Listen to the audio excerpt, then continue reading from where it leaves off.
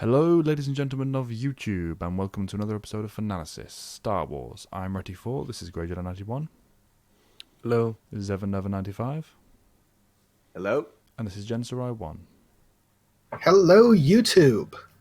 Why don't you describe what we're doing today, Matt? Oh, it's my job. I thought I was doing it. Just you guys came up with all the planning. Today we're talking about the second set of the Star Wars, the Old Republic trailers. We've talked about the ones concerning Malgus and Satele, basically, even though Satele wasn't in one of those. Don't correct me, comments.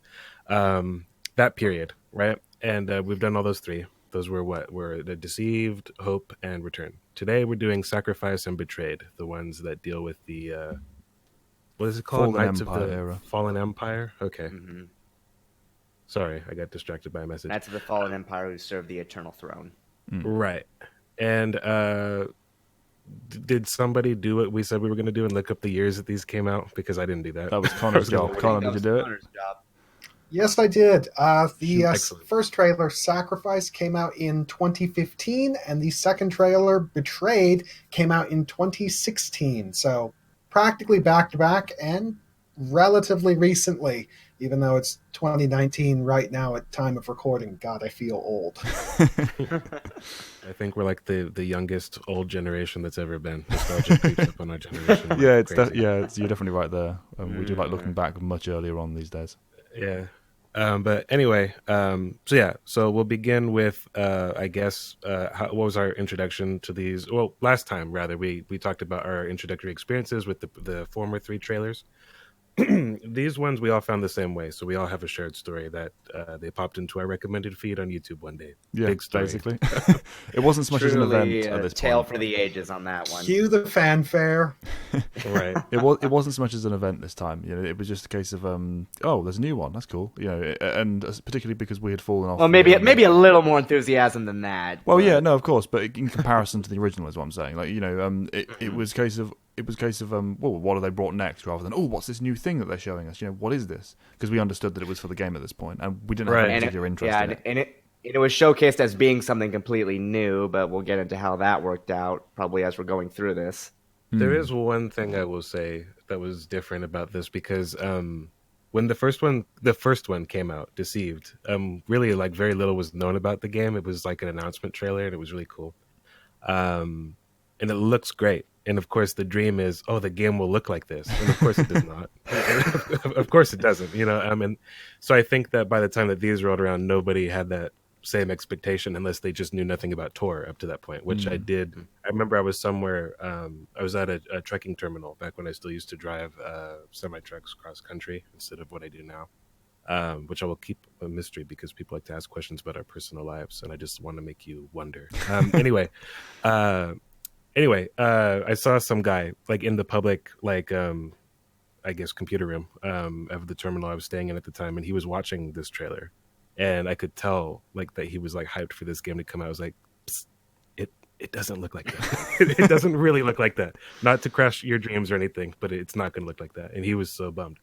But so that there's that. I think that is part of why it's not as hyped or like for me, because I knew what the game was, and it was just like an expansion. There's no chance that we're going to looks like this, you know. Yeah, so and no one was expecting the actual graphics of the cinematics to translate, but you know they could easily be expecting a close approximation, or closer than MMOs are able to deliver. TFU, yeah, something like yeah, that, precisely. You know, actual single player dedicated games, whereas MMOs never look that way. Speaking of visuals, one thing we will say is these are definitely the best looking of the SWTOR trailers. No question, yeah. I mean, by virtue of the fact that they came out far more recently, if nothing else. But even like the actual design work, some of the choreography and cinematic kind of design of them is definitely a step up from the previous. And we love. It's the really previous, like as close. Yeah, it's really like as close to realism as you could really feasibly get with this sort of technology. At present, anyway. The other thing I would like to comment on in I would like to comment on in both of these trailers is the art design, because one thing I did kind of criticize the previous three trailers and the game itself for was leaning too heavily on the established Star Wars aesthetic instead of trying to make their own mark. Now, while the storyline of the Fallen Empire didn't really measure up, in the trailers, they went and created their own visual aesthetic. They actually created something completely new, but which still feels like it's part of Star Wars. It's not so far outside of what we know that we can't accept it, but it's really fresh. Now, for the most It part, comes off as like a feasible divergent from the. For sure. Sorry, yeah, you're absolutely right. For the most part, I don't actually like the aesthetic, but I fully appreciate the attempt they made. You know, the fact that they decided to step out and give us something new. I get a few Gen Sarai vibes from some of the material actually that they gave us with the guards in the arena, for example, training guards. That definitely called to mind when I watched those. But yeah, just the fact they strove out of that comfort zone and moved away from the kind of iconic imagery and tried to give us something that was, as you said, fresh. Definitely an actual third faction. I'd like to say that unlike with the previous trailers, where I played the game up to that point, I didn't actually play this expansion or whatever the term is these days. So I don't know. I'm not intimately familiar or acquainted with this pocket of the lore. Okay. So I don't have a strong connection to this. Everything I have to say with these trailers is more allegorical in nature, but I know that there's certain criticisms that at least Connor, maybe even Evan have in terms of a certain character. I was wondering if we could jump into that and sort of start with the negative and end on the positive, if you guys are cool. Yeah, sure. Before jumping into the actual individual trailers, what do you think of Valkorion and the kind of Fallen Empire era? Because I'm like Matt, I have no connection to this lore at all. I just know the little bits that I do. For me, it's really just the fact that they decided to make the character of Valkorion just another one of Emperor Vitiate's host bodies instead of his own character. Because when I saw the first trailer, Sacrifice, I was thinking that they were building up Valkorion as a lawful neutral force wielder, analogous to Emperor Rowan Fal from Legacy, and that he would represent a completely different philosophy. But instead, it's just Vitiate all over again. It's just more Sith stuff. And Vitiate, to me, has pretty much been my biggest problem with the Old Republic era as a whole, as far as the whole storyline goes, because, well, he's basically just an overpowered villain Sue plot device who makes no sense as a character and is just there to be a plot device and enable their plots. And that's it. And the whole switch over from having him just be Emperor Vitiate, I'm going to devour all life in the galaxy, to I'm Emperor Valkorion, I actually want to rule the galaxy. Like, what happened? When did very little consistency with that one? Exactly. When did he suddenly switch gears? When did ruling the galaxy actually start being a serious pursuit? And when did the galaxy stop being food to him? Yeah, and it's like you may have been able to go somewhere with that if they tried to do something where it's like you didn't actually know it was Vitiate at first, but they spoil that literally in the first mission of the expansion pack. And when you actually play the levels and he kind of becomes your almost partner on some of the missions, he starts to claim I am no longer a Sith, and I'm like, you're a wizard with robes with yellow eyes who shoots lightning. I mean, what else? If it quacks like a duck, buddy. So it really just, that's what I'm saying. These whole trailers, they try and build up this third faction as actually being a lawful neutral, like Connor mentioned, but when you actually play the game, it just doesn't come out to that. They're literally reskinning the Sith and Jedi abilities and not even differentiating that much between the classes. Yeah. So for me, it's just the annoyance just comes from the structural nature. Yeah. It's like, for me, I never even played the expansions. I don't know anything about the Fallen Empire storyline, because the second I found out that Valkorion was just Vitiate all over again, my interest just died. I have not bothered looking into the actual storylines. I don't know jack about Arcan or Thexan or any of the characters besides their names. All I have is the aesthetics and the presentation of the trailers themselves. It's like, I love Senya Tyriel's fight scene in the Betrayed trailer. I don't know anything about her character beyond what is presented in the trailer, because I haven't bothered to look into the storyline, because I hate Vitiate just that much. I think that's true of a lot of people. Better off just imagining on that one. Yeah, I think that's true of a lot of people. These two trailers in particular have been kind of food for, as Matt said before, kind of allegorical thought more than anything else for me. All of my friends that do love them as much, if not more, than the original trilogies in some case, the original series of trailers in some cases, they don't actually care about the content. They've not gone out and looked for the background lore. They've not gone out because there are these huge stumbling blocks. As you said, the Vitiate repeat. Because pick a lane on that character. He's already been kind of suffused in the entirety of the Old Republic era, and he's never really been consistent. He's been one of those people that keep retconning and changing and just messing around with to suit the narrative. He's gone through like 4 names, for God's sake. For me, like, if you're gonna have like a reveal, like, oh, it's me, this character, you know, it has to be a character I care about. I didn't care about him to begin with, so there's that. Like, it's not just that they don't necessarily do much in terms of like evolving him or his character, or just presenting a whole new one as well. I mean, those would have been better, I agree, but to add insult to injury, I wasn't dying for more vitiate as it was. So, like, you know, the fact that it's just him again, I'm like, well, I don't care. So yeah, what I look at these for is I like the example of like how to tease a story and tell one. I think that this is a story being told here. You know, it is, well, as much as it is a tease. Because again, I've always criticized George Lucas in particular for this. Not so much criticized, just like question, like, why don't you make use of this tool? He doesn't jump in terms of time in the frame of one movie. It's such a small pocket of time. And then you'll hear him say, and behind the scenes, I didn't have time to tell this Clone Wars on screen. It's like, yes, you did. It's called, like, you know, flash forward, truncating, flashback, montages, yeah, flashback. And There's so many spending different tools you can play with. Pod races, you know, like, or things like that. So it's like here you're watching these apparently normal, innocent kids, you know, like in this first trailer, Sacrifice, and how you're sort of robbed of possibility, like when somebody decides to, like, that your power gives you a destiny, and it doesn't need to, you know, like these they don't, just because you have power you don't have to use it, and the Sith don't understand that. That's arguably one of the things that makes them core Sith in my mind, you know, like that separates them from Jedi, because a Jedi can go his whole like career without really doing anything. Yeah, if you get what I'm saying. It's definitely a pivotal trait. It's not what makes them Sith, but it's a side effect of their philosophy, you know, for every single Sith basically. You don't get one that just rests on their laurels and goes the philosophical approach. It goes back to something I said a while ago. If you took away Grandmaster Yoda's Force abilities, would he stop being a Jedi? No, he'd still be a Jedi.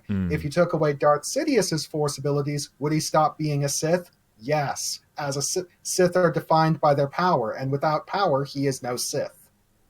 He definitely wouldn't change much as a character, but in terms of what he'd be able to bring to the idea of the Force and the philosophy attached to it, you know, outside of the political scheming, yeah, absolutely, he'd stop being Sidious. It's just no question of that.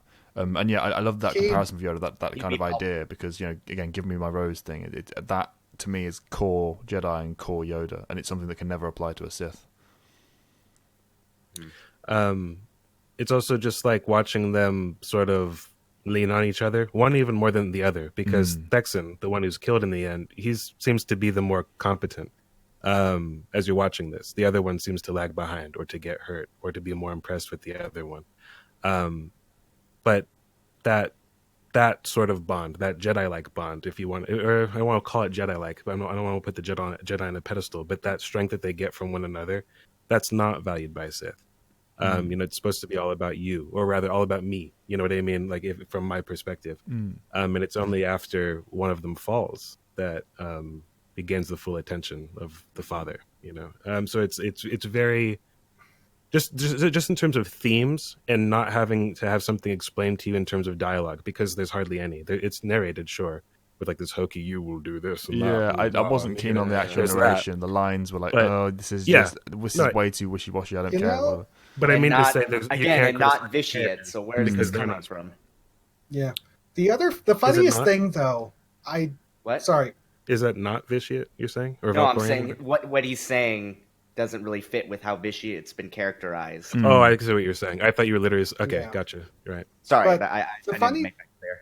Yeah, there are a lot of ideas in this because looking at Sacrifice in particular now, there are a lot of ideas and themes here that I really like on screen. You know, like you said, Matt, with playing with the brothers thing and the familial nature of it, and how one was lagging behind, and you get this all comes across. You know, you get the idea that they were playing with, but the kind of backbone of it, the narration from Vitiate and the ultimate, you know, destination of where the trailer leads with one of the brothers falling. It just didn't resonate for me. It was like they were reaching and didn't quite get there. It didn't. I think it didn't land. It worked on a function level, but just the impact of and the oomph behind it, the emotion. I just don't care about these characters. Yeah, I don't either. But I mean, to say I could have, and I mean it's because they're not ultimately. It's not because of the trailer failing, I guess is what I'm saying. I think that they just don't do anything with these characters to my satisfaction. Evan mentioned, I think before we started recording, that these aren't connected to ancillary works like a book, for example, whereas others, like Malchus has his own book. If I could read about these brothers or the aftermath of this, I don't really. I mean, I guess you could say you could play the game, but my point is, it would have helped. Yeah, right. And I know like tidbits of what I know, like flashcards or whatever. What do they call that? Cliff notes, like of what happened in the actual game, and I'm not enticed to play that. But yeah, these could have been, if you erase what they actually did with them, this could be like an excellent tease for me. I'm just saying, like functionally, I think the trailer is doing its job. That's where I was trying to say. Yes, I don't necessarily disagree in principle, but I don't know what it is. For me, the small moments in the lead into this, with them when they were still children, didn't land the same way that they did with Vaylin in the other trailer. I didn't feel that most of the moments you get between the brothers, there is less focus on their childhood. I think most of the kind of moments we get with them are during the big epic scale battles. So the flash and the action and the scale kind of distracts from the small emotional moments for me, I think. Whereas that's the stuff I ejected from my mind. Yeah, I forget that. I don't care about it after the fact, but when you're watching it, you're looking at the big battle scale, Sith, Jedi. It's that, and then you're less focused on the actual brothers and what they're feeling, what they're doing. You can certainly see, but what they're feeling, it didn't come across to me as effectively, because most of the kind of the formative years were skimmed over, which I think is what severs my emotional connection to these two. It's no great flaw, as you said. It still works as a functional teaser. It's just I think that's what personally. So you feel like they should have taken their time a bit more? Is that what you're? A little bit more, yeah. The trailer itself is like 2 minutes shorter, I think, as well. So maybe that could have been played with a bit, but I don't know. That's just my take anyway. It's certainly not an intrinsic flaw with the trailer as a whole. Yeah, it's like, because I like I mean, again, I do agree with you. I ultimately don't care about this where this story goes. I just think as a tease, it's well constructed and works well. And I like, again, because of like the lack of dialogue, how much I am able. You said maybe I'm not sure. I don't want to put words in your mouth, but anyway, I'm not sure how well it comes across to everybody. But I feel like I am able to understand what's going on inside their heads. I feel like I know what they're feeling all throughout. Yeah, you definitely understand it. That's for sure. And I definitely think it's there just was a particular comment you made where it was like you said something to that like other word. I didn't want, and I'm not even contradicting you. I didn't mean to say that if I did. It didn't come across and resonate for me. I think it's there. It just the focus on it and the impact and the oomph behind it just didn't carry for me. That's fine. I mean, and springboarding from that, like jumping to slightly different. I do. I like how it culminates in the parallel between what Valkorian's doing without completely shamelessly ripping off like from the films. He turns his back on them, right?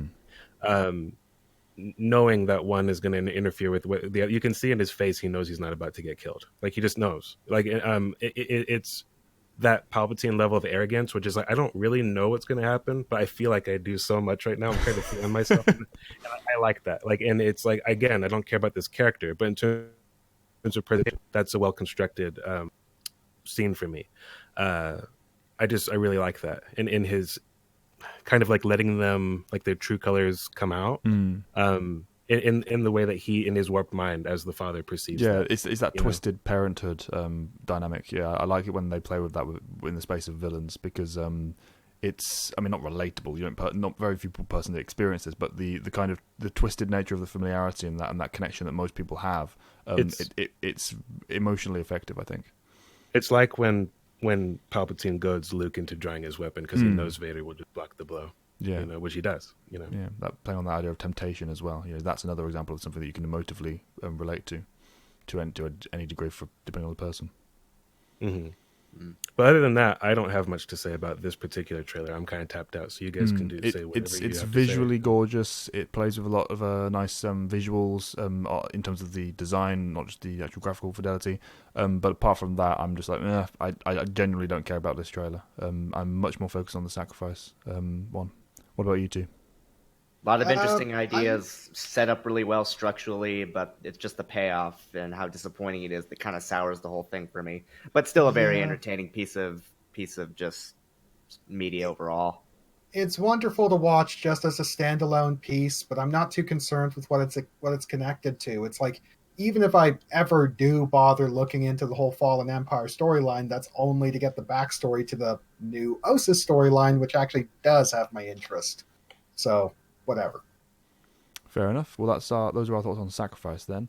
Let's move on to Betrayed, because personally I feel a lot more invested in this trailer and think that, as Matt said at the start, allegorically speaking, this brings a lot of ideas that just work and function as like a springboard into what it is to be Star Wars in general.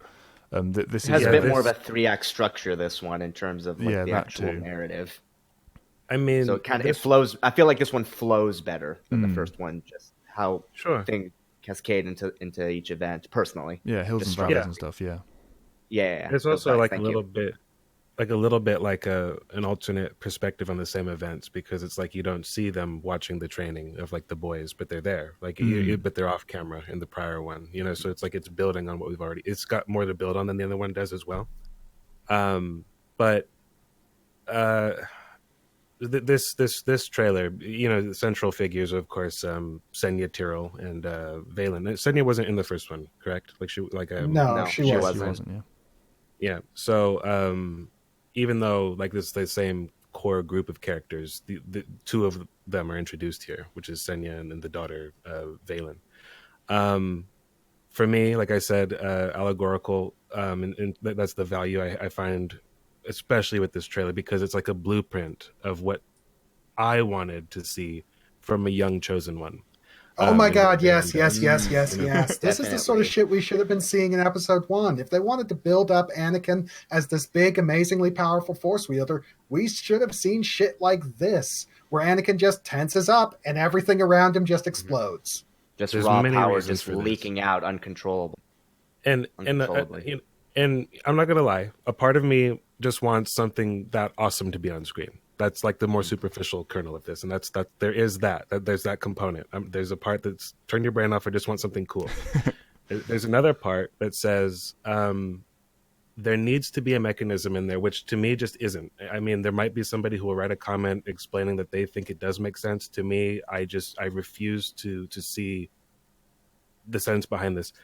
In The Phantom Menace, they debate about like Anakin's too old, or we're not going to train him, or Qui-Gon, your head's in the clouds, whatever. We don't trust your judgment. And then at the end of the movie, they're just like, agree with you, the council does. The boy will be trained. For some reason. Why? Why we make this decision? This kind of thing, if you have this force in the galaxy, this thing that's just this powerful, and you know that the Sith have returned, you now have to take ownership of it. You don't want to necessarily. You know that you're kind of playing with fire, but you don't want it to fall into the Sith's hands. And also, it's dangerous. It's not fair to let somebody like that just run around unchecked and just expect them to be well, because they're probably going to get into trouble on their own. So it's the Jedi trying to do the right thing, even though their hands are kind of tied and they wouldn't normally do this under any circumstance. That I wanted to see. Like it's like that is an interesting piece here, and also what she's doing, what Vaylin is doing, what I contend Anakin should have been doing. It's like Connor said, it's very, and Connor and Evan, it's very raw and primal, but at the same time purposeful on some level. Like she means to do some of it. She doesn't necessarily. It's not all losing control mutant style. She's a child playing with her power, and that's very it's very relatable. It's very believable. It makes sense from her perspective that she's trying these things. It's because what's wrong with being angry? Why should I? What's look? It moved the dummy. That this is brilliant. I can draw on this.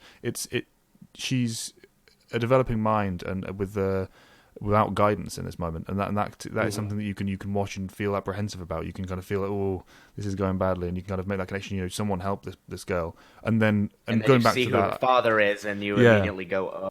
Yeah, and going back to what you said about the council, Matt. The idea of that their hands are tied, but and they wouldn't be doing this otherwise. That dynamic that you can, and that the effect on how that would affect their guidance of the character. That's a dynamic that you can really play with on screen and really tell a story through. Because from the child's perspective, be it Anakin, be it Vaylin, the quality of their guidance is going to affect them. It's going to, you can build resentment. You can build any story you want on the back of how that comes across to the individual. It's just a treasure trove for storytelling and narrative. And they didn't touch it. A reluctant leader will breed like a reluctant follower eventually, I think. Yeah. So. And also, from like you mentioned, her developing mind, she's being not necessarily chastised, but her mom is clearly troubled by her being good at what her brothers are being or forged into being. You know, so it's like there's going to be confusion there from her perspective. It's like, well, what? Like, what's wrong when I do it? Or it's like you're too good or too evil. You know what I mean? The other thing I would like to comment, going back to episode 1, is that all of the instances of Vaylin experimenting with her powers, especially when she's in the woods and makes the dummy move by screaming, is that sort of thing also reminds me of the necessity of midi-chlorians, not to get too preachy, because force sensitivity needs to be kept exclusive. It can't, because if every single person is equally capable of accessing the force, anyone can be a Jedi, you'd be getting episodes like this, left, right, and center, everywhere, as everyone accidentally accesses the force just because they got into that right emotional headspace. It's like, you need to keep force sensitivity exclusive, like both so this doesn't become too common, but also to justify this. Yeah, we've said before, you know, think what you want of the presentation of the midi-chlorians, because let's face it, it was dry, tedious, and dull. There needs to be like some everything mechanism. in that movie. Yeah, well, there needs to be non-existent. Yeah, there needs to be some mechanism, as you said, in place to explain it. Whether or not they actually dive in and go into the detail that they did is irrelevant. There needs to be something there that explains why not everyone has access to this, because it can't just be the whole, you need to learn how to tap into it, you need to be the right frame of mind, you need to be a Jedi, because we know, you know, as shown here, and as would be logical for the case of the Sith and the Darksiders, raw primal emotion can tap into that power. So there needs to be a reason that not everyone can do that, because everyone can tap into raw primal emotion. It's, you know, that's not something the skill floor is very low just for the that. sentient, just the nature of sentience. Yeah, without opening up that whole can of worms, I don't disagree with, like, I'm fine with people having a cap on how powerful they can be. I just will never agree with the way that midi-chlorians were implemented, or the reason why I suspect they were, because I think it was just laziness. Yeah, I think absolutely. he wrote himself into a corner. It was like, why would they take him when they don't normally? Midi-chlorians, he's got a lot. Absolutely, it's all about the presentation and execution there. No one likes that, but yeah, the idea behind them, I think, is valid.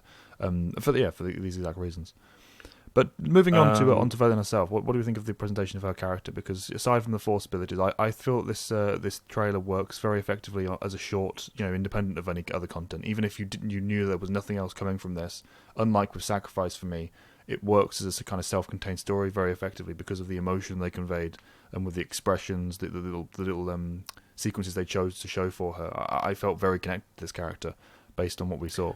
I felt far more connected to the mother, actually. I don't Mother as care well, about Mother as Vaylin. well, for me, both of them together. And especially because, like, Vaylin was like, she went from, like,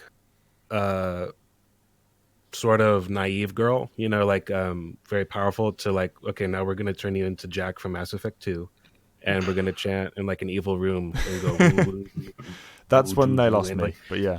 Yeah. Up to that point. The game basically becomes the Wicked Witch of the West, so yeah. So yeah, Yeah, it's like when I actually heard her speaking voice in game for the first time, I was like, "Oh God, why?" Yeah, it doesn't fit. It's not what you imagine.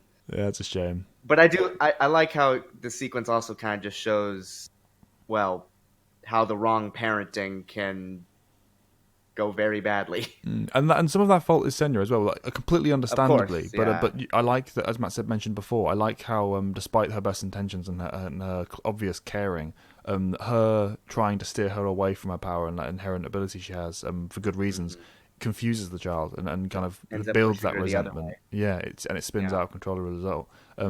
I love that. Well, yeah, that's why she chooses her on the bridge for other reasons, of course. But yeah, she's for my money in approximately the same position as not that Evan and Connor can join in on this, but we talked about this with Ursa and Ozai and yes, exactly, yeah. But it's like she has a part to play, but I would never blame her for more than like a tiny sliver of like the reason why this goes south. She's doing her job and her duty to like the sovereign head of state who just happens to be like this heinous dickhead. You know what I mean? So like with all, who's all powerful. So she can't exactly subvert his will like at all corners. She does. You know, the fact that she even does this, I give her major redemption points for that. But yeah, I agree. She lets her daughter down, but in the same way that like Kenobi lets Anakin down. Yeah, precisely. He has a part to play, but it's not his fault. Yeah, you know? Exactly. It's a mistake, but not something that you actively tried to do. You know, it's just I did my best. I'm sorry, I wasn't good enough. You know, you can't blame someone for that. But yeah, the connection to her as well, not just the child, but Senya herself. the emotional connection she has for the kid comes across very effectively, because we don't actually get that many scenes and sequences with her and Vaylin actively interacting. It's most of them are separate. But despite that, the kind of parallel storytelling that's going on with them both being at least present in the same scene, if not actively kind of interacting with each other, I like the way it kind of shows the twin perspectives. We get the kid and the parent looking at what they're doing and what is happening through the different lenses, and I like that we're with both of them at the same time. There's no like, oh, one's being stupid and the other's understanding. No, they have these very relevant and very real and believable viewpoints, and they're just not kind of connecting and running parallel, which works particularly effectively given the fact that they are going to be separating it by the end and coming to blows. It helps. That kind of twinned pairing going to that split really is effective for me. Do we want to talk about the fight now, or is there anything else anybody wants to talk about before then? The sequence is probably the closest we ever get to getting a visual reference for Terrace Kaze, even though it's not actually noted as Terrace Kaze, but just a force wielder on pure unarmed combat versus someone wielding a lightsaber. It's very well handled. How she takes the weapon and hits it with the other guy and then spins around. It's brilliantly done. The actual choreography in this, as with all of the trailers, is stellar. They put a real amount of effort into focusing. They always impact on every hit. There's purpose behind pretty much every single move. Not flawless, of course. Very, very few things are when it comes to fight choreography, but it's as close to it as consistently as I've ever seen, particularly in relation to Star Wars. The thing is that in terms of the evolution of how lightsaber duels have been done, like from the original trilogy to the prequel trilogy, the sad thing is that I truly feel that it was the Old Republic trailers that picked up that evolutionary thread and kept developing the lightsaber duels and lightsaber combat on screen, whereas the sequel trilogy just regressed. Yeah, again, it's that over dominant focus on the original trilogy, where as we said with the previous trailers, these trailers for Old Republic, they marry the two. They marry the originals with the prequels to a nice kind of midway point. The sequel trilogy, I don't think that they're doing too much reverence to like the original style. I just don't care about like what they're doing. Like it's like I've never rewatched like that fight in the throne room, for example, because it's just it's insubstantial. It's to me, like it's not. There's no emotionality going on in that fight that I care about, and there's no like the competition, which I will have the same comment here, is like there is none. Like they weren't challenged really. As awesome as what she's doing, and I love her weapon. I love the fact that it extends. Yes, yeah. It's so modular and so versatile, and I think that basically everyone should carry this weapon. but anyway, because there's no reason not to. There's really no reason. As long as you can make it work. Yeah. And I love that she makes like use of like projectiles. I'll just throw this at your fucking head and knock you out. It's like because like that should happen way more often. As awesome as she is, these people like they kind of like announce themselves as the badasses, and they're so not. Yeah, they're really not. I'm not a stickler. I'm not a stickler for like perfect choreography. I'm not. I forgave Dooku versus Yoda. I was one of the people on the internet that does not hate that, which is like a laughingstock, for many people. So I don't. I mean, I do laugh at some things, which is like Dooku versus Obi-Wan and Anakin on Invisible Hand, because Kenobi is fucking nuts all up.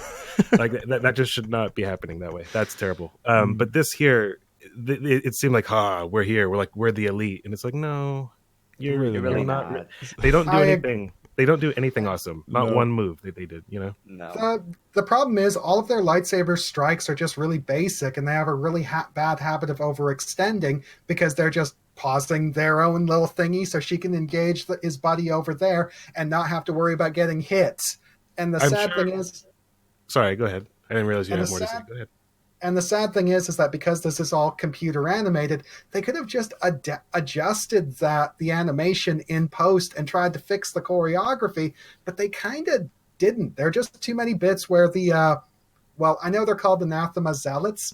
There are just too many bits where the Zealots are just standing around doing nothing. Exactly. Because, that's my big thing. Yeah. I think it would have been cool to marry...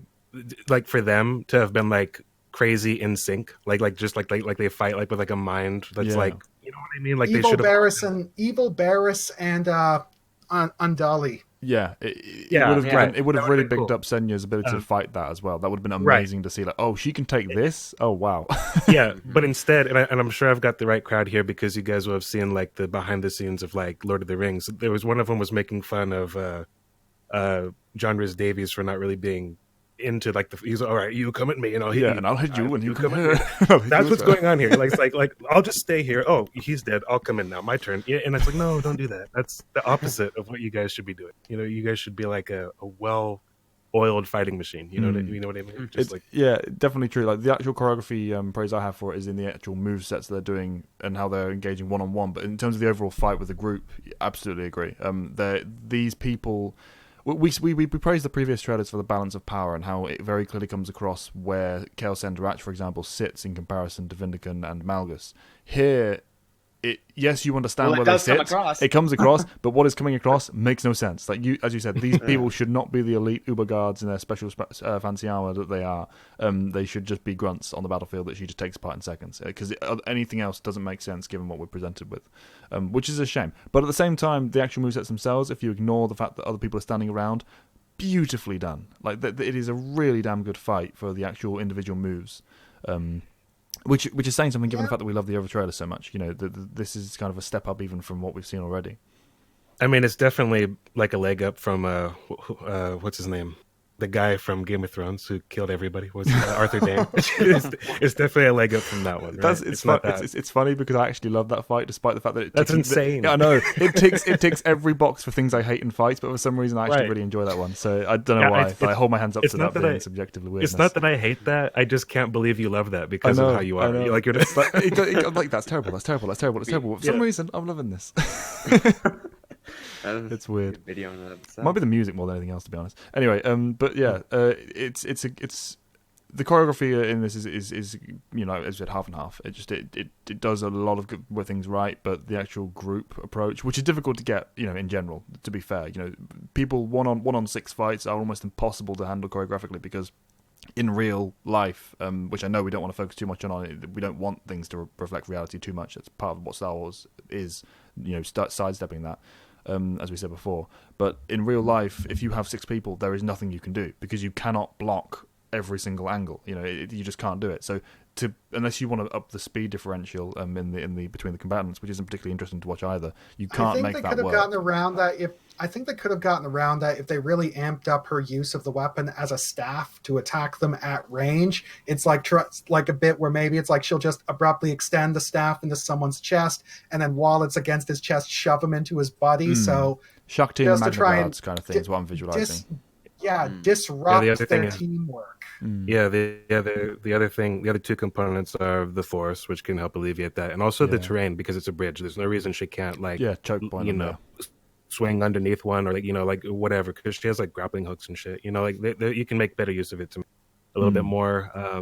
Not that they had to do that, but just in getting around that problem. Yeah, absolutely. And they could have gone that route, but I understand the difficulties. Of the actual setup. I understand the limitations. I just think they could have worked around them better. But yeah, the emotional moment on the actual bridge itself, when she kind of tries to bring back Vaylin and she doesn't come. Predictable. We've seen it before, obviously, but I do like the moment regardless because of the build up we've had. This is a 6-minute long trailer, and they've spent enough time on these characters, I think, to make that kind of payoff. I don't get mad at cliches. I've said that many times, as long as they're done well. Yeah. Did this one resonate for you? That particular moment, there's nothing wrong with it, but like I said, I care more about the mother than the child. So yeah, it's that's probably like the strongest emotional. Yeah, I got to agree with that. When I was watching this trailer, I was not seeing myself in the child. I was seeing myself in the mom because she's human, Yeah, she's awesome. You get her struggle, physically and emotionally. Also, props to the pilot and team of that kind of extracted her and brought her in because they did their jobs in help. It's like back up. One, they took care of their kind of liege lord, and also they didn't get blown up. I expected that ship to get shot down, as always happens in this. So yeah, I'm pleased they didn't take that route. Because the amount of times in Star Wars you see a ship fly down onto a bridge kind of extended platform and then you get blown up on the way out or as it's hovering there. It's too damn high. Do we move on to the final bit now? Mm-hmm. Yeah. It's good. I like it. I like the horror aspect of her discovering, just like the aftermath of whatever's gone down here. What have you become? And she doesn't know it's her until like she shows up. It's just like serious business. And then like the way she announces herself with like lighting the place is awesome. You know, I mean, it's just how come nothing like this is in a Star Wars movie? Yeah, you know, exactly. They keep doing that with these trailers. They keep doing that. They I know, keep putting but it's things not in. that Like, hard. why is this not in? It's like you take like every single trailer. It's like, why isn't that there? Why isn't that there? And it's like it's not just the sequel trilogy, which I'm like, oh, it's all of completely them. Yeah, it's you know all what of them. Yeah. Yeah. But anyhow, that's pretty much like the extent of my thoughts on this. What do you guys have to say? I've mentioned pretty much everything I care about. Except maybe the training scene. We didn't speak about the actual fight with the guards. I love the execution of that for all the same reasons I love everything else we've talked about. The scale of power, the emotion involved between the characters, the childlike expression of power, all that jazz. That all applies there. But apart from that, nothing. Connor, Evan? I think my only comment is Callan, you and I have discussed indoctrination in the past, and your contention is that all parents to some extent indoctrinate their children. Mm-hmm. I disagree, because indoctrination it's basically micromanaging every single minute of the individual's life to handcraft them into something very, very specific. Your average child is not the face of indoctrination. Vaylin is the face of indoctrination. That's what indoctrination is. Extreme cases for sure, but I just meant in terms of not even necessarily parents, but the indoctrination of culture. Just the idea of how the little things you do or don't do for and to a child help shape their kind of the earliest of their formative years. You know, the very outlook they'll take on things is just things you don't even mean to do will carry great weight in how they develop. And I think that is both positive and negative, and that carries across the idea of indoctrination for me, just taken up to a less extreme level. And that's all I meant by that in the past discussion. A lot of it can depend on how you view like your definition of indoctrination. I was going to say that. Yeah, that's the funny thing, whether you're talking about cultural indoctrination or personal indoctrination as well. Yeah. Also factors and in. the funny thing is that this trailer is pretty much all about that. It's like, to what extent, like, all of these characters are characters who, if you placed them in a different setting, they would either fit in or they wouldn't. Yet something about the setting they're in, the whole Eternal Empire, the squandered potential of the Eternal Empire, is that it created a setting where dark side force wielders and light side force wielders coexisted and didn't care about one another's force alignments. And how you could create a society that explored that idea. And it's, well, like I said, which again, I keep harping on this. This is like the thing I hate about these trailers the most. They built up my hopes up that they would expand this world and this new class system, and they don't end up doing that, which is just so infuriating, because I love all the potential they're setting up here. I like in particular that point you made, Connor, that if you'd taken these characters out and put them in a different environment, they would have flourished as well. I like that these weren't characters that were just written off and doomed from the start. Matt's mentioned it many times before, how, again, with Anakin, he should have had a chance. And to be fair, he did have a chance in the films. That was one of the things they did present to an extent. But it's just a case, because it wouldn't have been a tragedy otherwise, if he'd just been, foregone conclusion. But these characters, they could have really flourished and done a lot of good, just in a different environment, different culture, different parents, different situation. And I like that comes across from the small moments we get given out for each of them. Yeah, and I would still say that even with whatever issues I may have with the things that didn't pan out the way I would like them, or things I didn't think were perfect or whatever, I'm still a lot more satisfied by these than any recent Star Wars material for me. Amen. Likewise. It's got that sense of like opening up possibilities for what you can do in this world that I think has been lacking in recent years. What they do with those possibilities is another matter, but they're not the trailers. So, Sure. But yeah, that's been our discussion of the Betrayed and Sacrificed trailers, guys. I hope you've enjoyed. Let us know in the comment section down below anything you think we've missed or you want us to discuss in greater detail. I'm Retty4, and I still don't have an outro. I'm GreyJedi91. Thanks for watching. Evan Nova 95. We hope you guys enjoyed. We'll see you guys later. Fingers crossed that Blur Studios makes some more trailers. Yes, absolutely. We want more. Looking forward to seeing you next time, guys. Goodbye.